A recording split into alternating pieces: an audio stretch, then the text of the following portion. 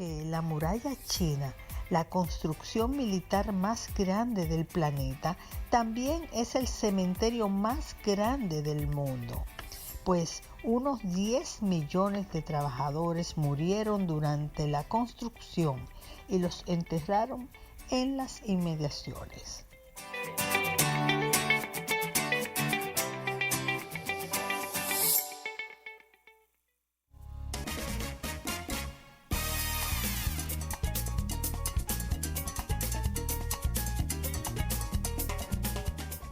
Aquí estamos hoy con una persona de nuestro, no solamente de nuestro agrado, sino de una persona que admiramos profesionalmente, pues es una digna representante de esta era del saber.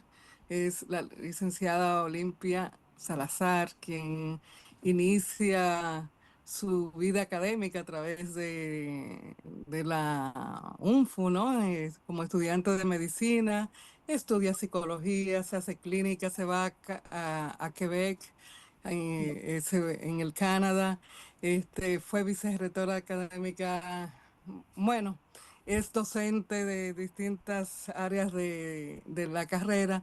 ¿Y quién mejor que ella para abordar este tema que nos preocupa a todos, el del embarazo de las niñas, porque son niñas, preadolescentes, adolescentes, que quizás no tienen la maduración para afrontar lo que es las consecuencias de un embarazo? Ese tema lo abordamos desde el punto de vista legal en estos días, pero desde el punto de vista psicológico, ¿quién mejor que Olimpia para tratar este tema? Bienvenido seas, ¿cómo te sientes?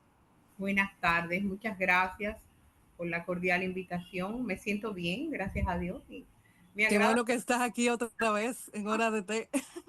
Sí, me encanta siempre que me ocupan, yo con mucho gusto. Me siento honrada de que ustedes me inviten. Nosotros lo sentimos de que aceptes la invitación, muy honrada de que estés aquí. Gracias. Cuéntanos un poquito de eso. Bueno, el tema del embarazo en adolescentes en nuestro país, feliz o desgraciadamente, yo diría desafortunadamente, tiene la tasa más alta de Latinoamérica. Y eso es realmente más que una alarma.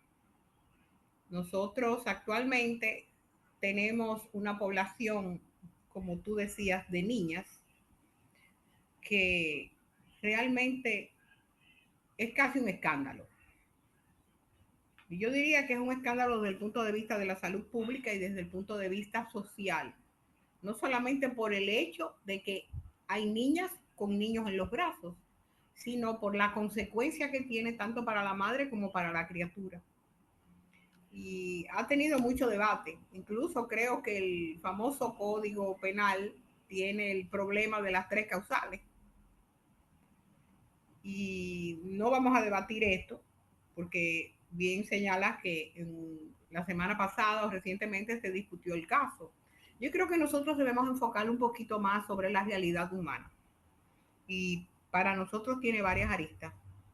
Algunas muy fuertes de decir y otras en las que hay que tomar acción. No podemos quedarnos de brazos cruzados porque sería, digamos, una irresponsabilidad desde el punto de vista oficial y una irresponsabilidad desde el punto de vista personal y social. No afrontar la situación y buscarle solución. Fundamentalmente, el tema del embarazo en adolescentes o en el de nosotros es tan grave, y me atrevo a usar la palabra grave, donde hace poco un ginecobstetra muy destacado del país me cuenta que con tristeza vio morir una niña de 10 años por falta de sangre en una provincia y que no apareció la sangre de la criatura, no se pudo resolver y ella falleció. 10 añitos. 10 años con un embarazo. Con un embarazo y murió en el parto por una situación de la respuesta del útero, que probablemente una respuesta que tiene que ver con lo hormonal, pero desafortunadamente esa criatura murió. Y en ese mismo escenario que estábamos conversando, que era de educación, me dice, no, pero yo la semana pasada vi 3 de 12 años. Me puse a buscar las estadísticas de la Oficina Nacional de Estadística y resulta que la mayoría inicia su vida sexual activa alrededor de los 12 años. Y hay muchas de esa edad que están embarazadas y tienen niños. O sea, tienen sus partos. Para colmo, y gracias a Dios, la mitad tienen partos vaginales normales. Solamente alrededor de un 10% de las que se identifican embarazadas buscan la manera de abortar. Y eso es un tema que vamos a tratar dentro de un momentito aparte. El otro por ciento, que no son el alrededor del 50%, 49% que tienen partos normales, los otros son cesáreas. Regularmente embarazos de alto riesgo. Un embarazo de alto riesgo en un adolescente puede implicar situaciones muy comprometedoras de la salud y la vida de la embarazada. Por situaciones de alteraciones de la tensión arterial, o sea, la presión, como decimos. Y hay otro tipo de implicaciones que pueden atentar contra la vida de ella y de la criatura. O sea, el problema no es solamente la joven que tiene el embarazo, sino la criaturita producto de ese embarazo con las dificultades que existen. ¿Dónde predomina mayormente esa incidencia de embarazo en niñas? En la zona rural. Hay en la ciudad. Pero si nosotros vemos el mapa de la República Dominicana, hay provincias donde el porcentaje de embarazadas, del total de embarazadas registradas, señores, ronda el 25%. Eso es un verdadero escándalo. La provincia Peravia, por ejemplo, que vi que es la que tiene la tasa más alta, tiene un 25%. Hay otras provincias alrededor de la frontera que tienen números que rondan entre el 21 y el 24%. ¿Cuáles son las provincias con mayor incidencia?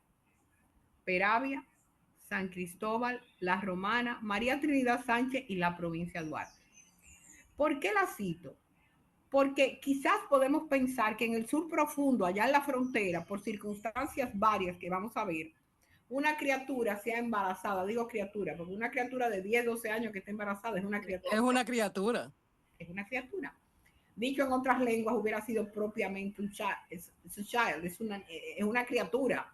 Ni siquiera se usa el término niña o niño, sino criatura. Y esa criatura embarazada, en el sur profundo, allá en la frontera, Pedernales, Elías Piña, Dajabón, Montecristi, que tienen una incidencia de 1% del total de embarazadas que ronda entre el 21 y el 24%, bueno, hay muchos factores que inciden en que eso esté pasando. Pero señores, La Romana es una provincia, vamos a decir, muy civilizada. La provincia de Duarte y María Trinidad Sánchez tampoco están ni en el sur profundo ni en el corazón de la selva amazónica. Son áreas muy pobladas, son áreas donde hay mucha interacción social. Entonces, vamos a ver cuáles son las causas. Claro, ¿quiénes son los padres de esos niños? O sea, digo, son, claro, Sí, son producto de violaciones, o sea, ahí va. es producto de padres que lo ceden a personas pudientes. Son novios regulares, o sea, o es personas que andan en la calle, o sea, ¿qué tú me puedes decir de eso? Bueno, el panorama es bastante, eh, tiene diferentes paternidades. Es muy común, no solamente que inicien la vida sexual muy temprano, sino de que haya uniones muy tempranas. Algo que nos sorprende un poco en esta época, porque quizás un siglo atrás, que cualquiera de nuestras abuelas o nuestras tías se haya casado de 14, de 15 años y tuviera criatura, pero se casaban con hombres un poco más maduros que ellas. O sea, se llevaban las niñas, como se dice comúnmente, Sí, se las llevaban. se llevaban las niñas, pero tenían un poquito más de edad y tenían que tener una posibilidad económica de sostenerlas. Pero hoy día no. Hoy día cualquier muchachito, y recientemente he visto varias parejitas de ese tipo, que ella tiene 14 y el muchachito tiene 16 o 17. O sea, los dos están en la escuela, en el liceo. Y de ahí sacan su tropiezo, como me dijo una mamá, y esos tropiezos regularmente los crían los abuelos, porque no han terminado de criar las criaturas y tienen las abuelas y los abuelos que hacerse cargo de los nietos. O sea, están pariendo hermanos, básicamente. Básicamente, y también he visto muy comúnmente que algunos, si el muchachito no se hace responsable o no tiene condiciones económicas para hacerlo, la abuela y el abuelo declaran al muchacho como de ellos. Parece casi cómico, lo declaran como hermano. Porque hay muchas de esas criaturas, de los papás, a veces en esos campos, que no tienen papeles tampoco. Entonces la abuela, si tiene papeles, dice, bueno, vamos a declararlo hermano tuyo. Y tiene su muchacho. Pero lo más grave es que no inciden una vez. Hay criaturas de esas. Yo llegué a ver una que a los 21 años reporta, claro, tuvo algunos partos que son de mellizos, 9 muchachos. ¿Cómo tú me dices que una criatura de 21 años ha parido 9 criaturas? Por favor. Una anual, o sea, la siempre embarazada. Y es un punto muy interesante el que tocas, porque el fenómeno de la niña embarazada en la escuela lo vamos a comentar. Pero los factores regularmente, por lo que vemos en este mundo de hoy intercomunicado, señores, el tema fundamental, el pilar es educación. Desafortunadamente, hay que decir que en la República Dominicana la educación sexual oportuna todavía parece ser un tema de debate. Las autoridades dominicanas no han asumido una posición definida de oportunamente, quiero decir temprano, explicarle muy bien lo que es una sexualidad responsable, cómo tener sexo si lo van a tener y cómo evitar estar embarazada. Porque el tema es tabú o porque el tema, por la causa que sea, hay que buscar una solución educativa. La escuela dominicana debe asumir una posición responsable frente a un fenómeno que nos lleva a estar en el primer lugar. Gran premio de niños. Bueno, no, a nosotros nos gustan los primeros lugares en Claro. todo. Un Grammy. Sí, porque si tenemos deportistas muy destacados y tenemos artistas que tienen muchos premios, tenemos hasta Oscar. Señores, también hay un premio en niñas embarazadas, en embarazo temprano.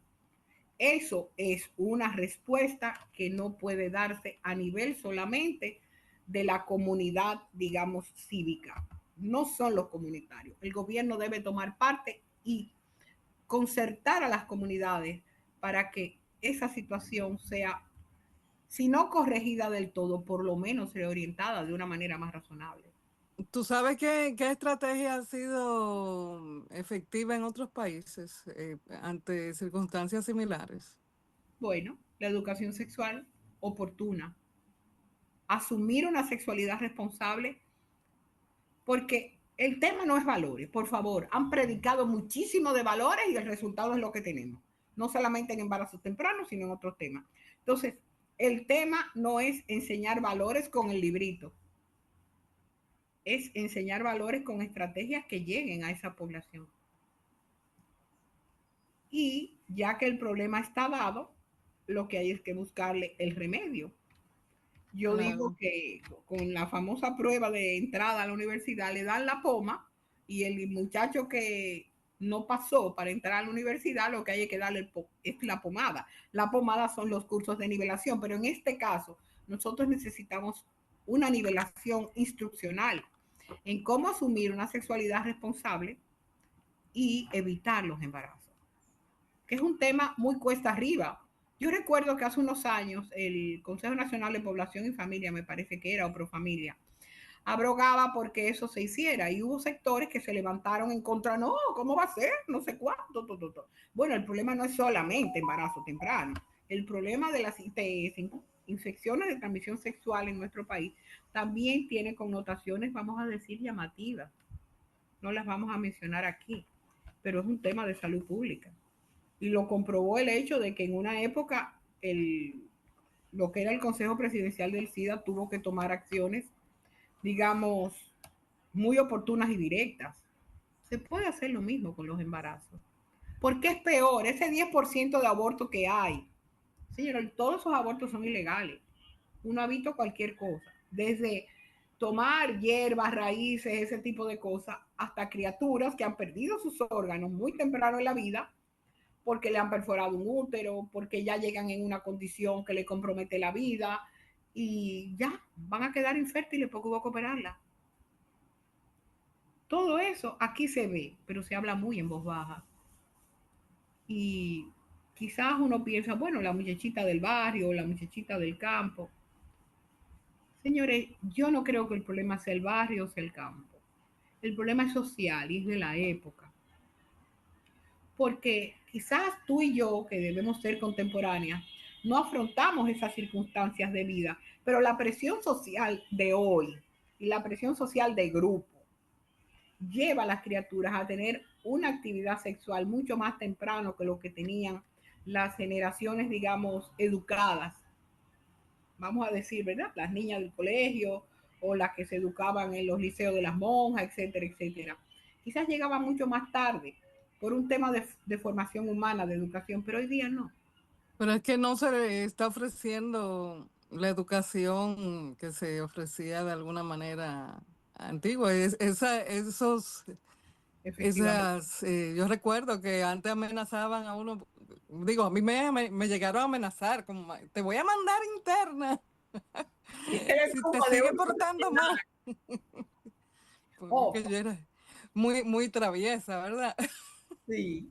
Te me Y que, estás yendo de la cámara, Olimpia. Pues sí, mira, entonces, con un este, invitado, tú sabes, esto es en vivo, ¿va?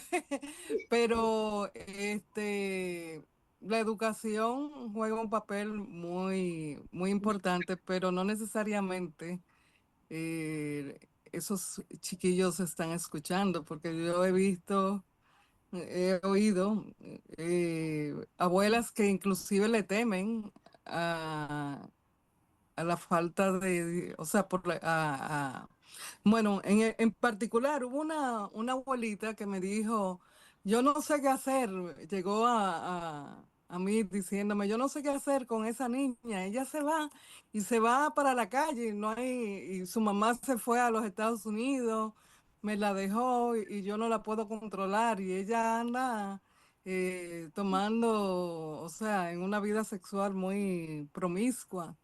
Y yo no puedo hacer nada, ella hasta me ha ofrecido pegarme y cosas así. sí. Entonces dime tú.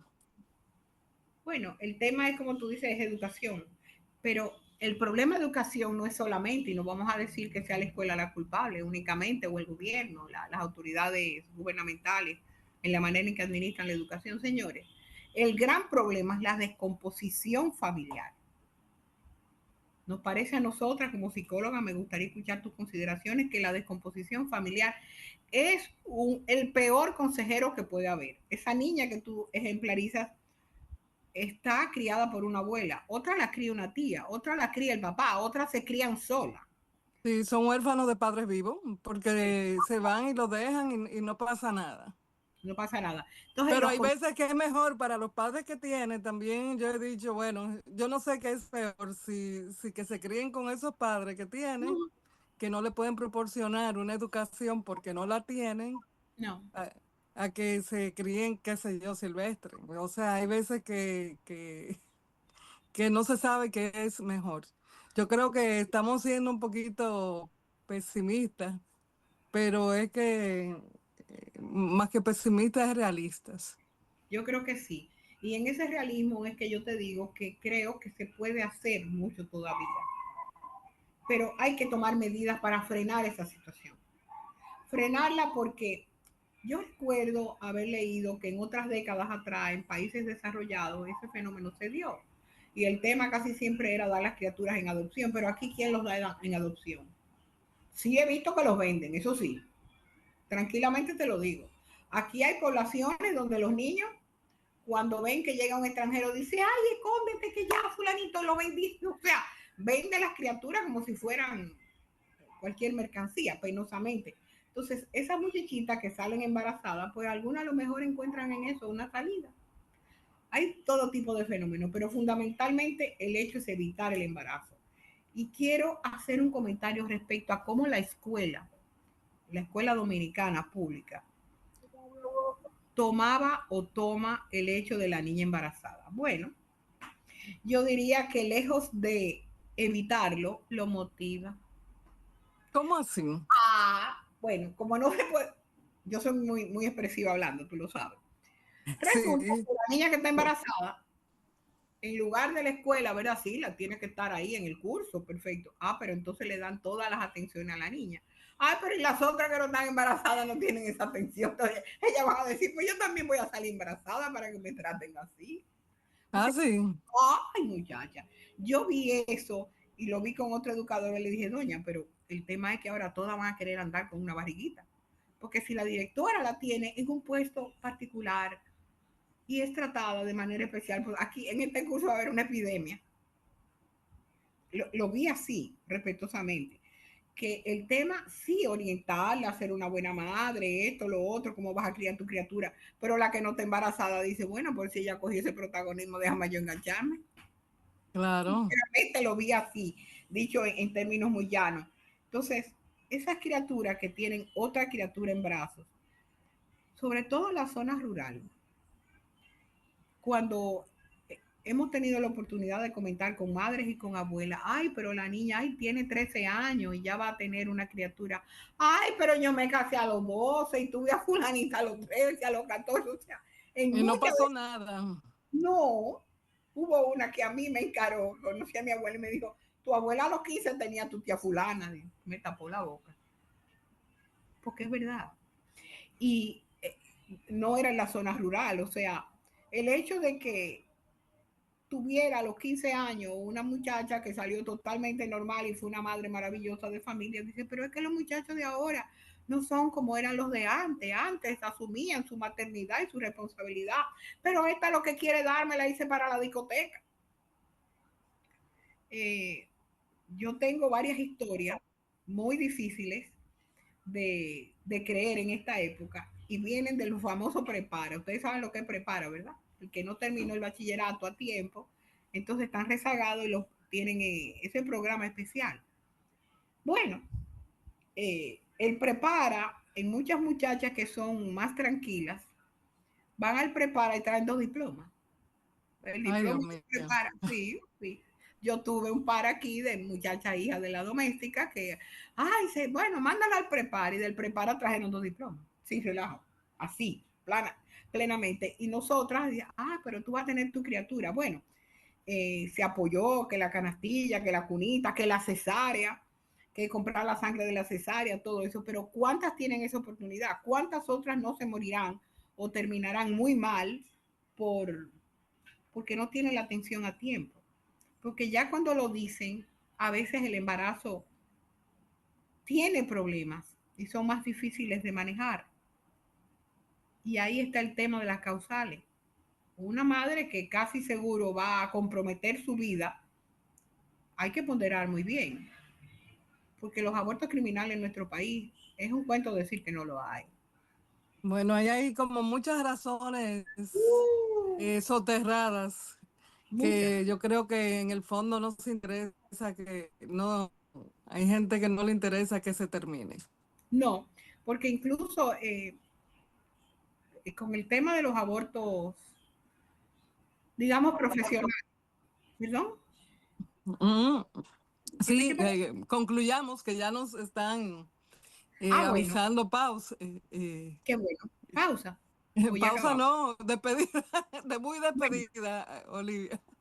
perfecto. Pues bueno, finalmente lo que yo quisiera decir es que elementos como la tanda extendida es una oportunidad fabulosa para mí, para orientar nuestra juventud, nuestros púberes, nuestros niños, a asumir un papel responsable a la paternidad y también a la anticoncepción, responsablemente al uso de los anticonceptivos y explicarle muy claro cuáles son los riesgos de un aborto. Porque es un muchacho como que tú le entregas una bandeja de dulce el sexo. Las hormonas están en alta y el juicio, los mecanismos de defensa están bajitos. Claro, y crear muchas actividades distintas que puedan accesarse y no pensar solamente en eso, que canalicen esas Claro. fuerzas, esas energías a través de otras vías. Sí. Olivia, ¿dónde te pueden localizar? A mí, Sí, bueno, yo siempre trabajo, o sea, soy un clínico en ejercicio y aunque mi área es la neuropsicología, más que nada, siempre conservo una consulta, tengo un número de teléfono y me encanta. lo Sí, puedes compartir. cómo no, 829-891-3758. Bueno, vamos a recordar que también Olivia Salazar es Olimpia, perdón, Oye, Olimpia es docente, ha sido vicerrectora, ha estado en universidades del extranjero, estuvo en Canadá y es una persona de larga data ya en el área de psicología y neuropsicología. Gracias por haber compartido con nosotros. Y Olimpia, nos vemos prontito, si Dios muchas quiere. gracias, encantada. Nosotros también. Amigos de Hora de Té, manténganse ahí que todavía hay más contenido en el programa. Muchas